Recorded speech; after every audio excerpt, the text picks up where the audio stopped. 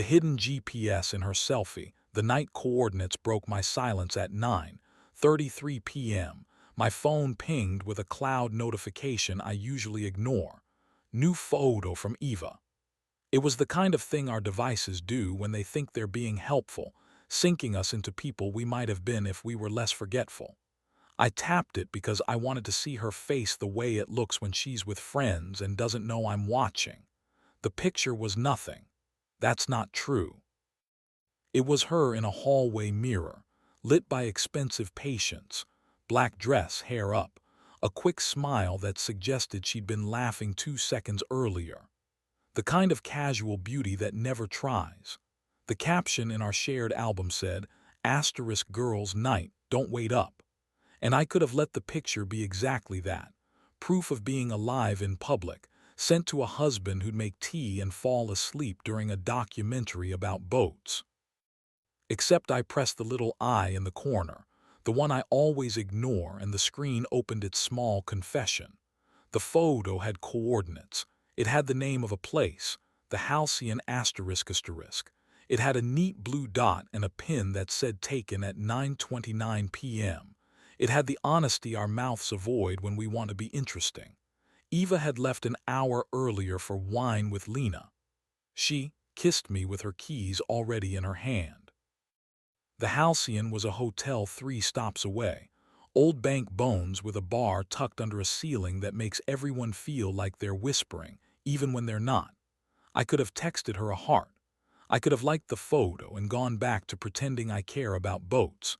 Instead, I pressed the map again to make sure I wasn't inventing a different marriage, and then I put on a jacket I trust to hold both hope and keys.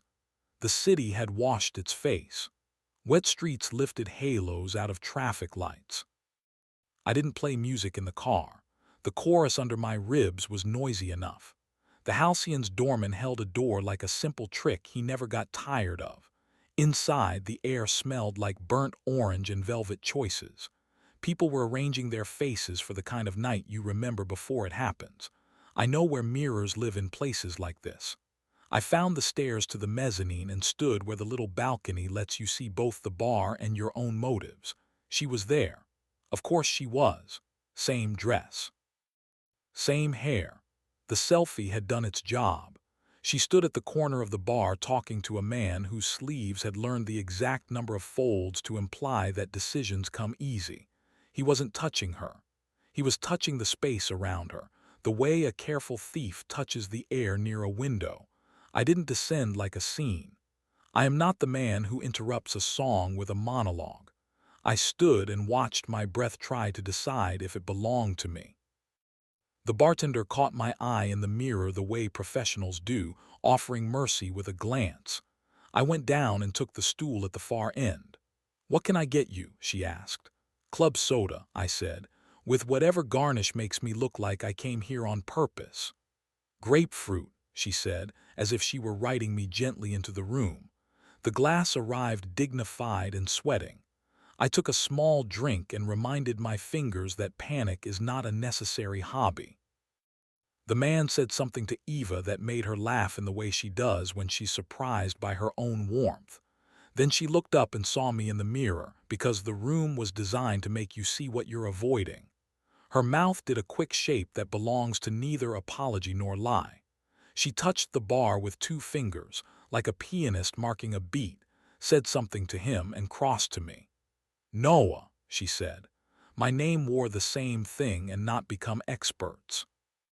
At home, we made tea because even adults need props, and sat on the kitchen floor because chairs felt theatrical. I put the phone between us like a witness who'd been sworn in. We wrote a list on the back of an electricity bill because vows prefer recycled paper in our house. Thursdays, hours loud. No permanent decisions after 9 p.m. Phones boring. Metadata optional. One dance class, one class that uses knives but not metaphors. Bench by the river, let the water pretend Paris. Tell the truth before the kettle clicks. She texted Declan, "Thanks for the talk. I'm choosing my marriage. Please don't reach out." She showed me not as permission but as posture and hit send. Then she opened the shared album, tapped the photo, swiped up on the information panel and turned off include location asterisk. Not because I want to hide from you, she said. Because I don't want software to be braver than me again. We slept close and strange. In the morning, the photo met me again at breakfast when the album rotated through favorites on the kitchen display. It didn't know it was part of an argument we'd decided to stop having. I tapped the screen the way you pat a dog who has already warned you about a stranger and doesn't need to be thanked twice. Week 1. We stood in a community center gym under the kind of fluorescent light that believes in honesty. A woman with a whistle taught us a box step that felt like forgiving our feet for being attached to us. I stepped on her toes. She laughed like a rescue. We ate noodles by a fogged window and argued affectionately about whether the poem she loved was trying too hard.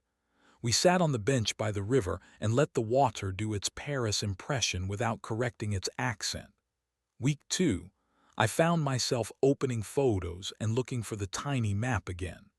I hated that part of me and understood it. I told her. She took my phone, opened a random picture of our sink full of dishes, and added a location. Here. We laughed until the room agreed that the joke had done its job. I won't pretend there weren't nights when the floor felt slick. Once a friend posted a selfie from the Halcyon's lobby birds, and for one breath I hated every brass beak in the world. Another time she was late and my ribs practiced an old chorus. But then she came in loud, messy hair, bad timing, hungry eyes, and said, "I wanted you," before she said sorry, and the room decided not to betray us. We met the therapist. We paid him to witness. He had the kind of face that makes people call their worst moment interesting. He said, affairs are often poor time management powered by loneliness, and I wanted to fire him and also write it down. We told the truth before the kettle clicked, often clumsily. Sometimes it sounded like hunger, sometimes like grace. A month after the selfie, the Halcyon sent a marketing email to the address where our bills live. Join us for jazz on the mezzanine. I hovered over the delete key and then forwarded it to Eva with a subject line that read, "Wrong address, right company." She wrote back, 2 tickets, 1 exit sign. We went. We sat in the balcony and listened to a trumpet argue beautifully with a room full of people who wanted to be seen, and we let being seen mean exactly what we could afford. The album still tries to be helpful. Sometimes it surfaces a memory of our first apartment, bad couch, good windows, or the photo of a dog we nearly adopted and didn't because we thought a dog deserved people who weren't practicing. When it shows me her face lit by expensive patience in a hallway with a secret, I let it be a picture. I press no buttons. I drink my tea before it gets cold. I tell her aloud from 10 feet away something that needs no metadata. "Hey, tonight I want you in the old sweatshirt and the good socks." She says, doors open, without looking up from whatever she's pretending to watch. The kettle lies, the tea insists. We dance on 4 kitchen tiles and call it cardio. If a map lives inside our pictures now, it points to this. A small room, a noisy list, 2 people counting together.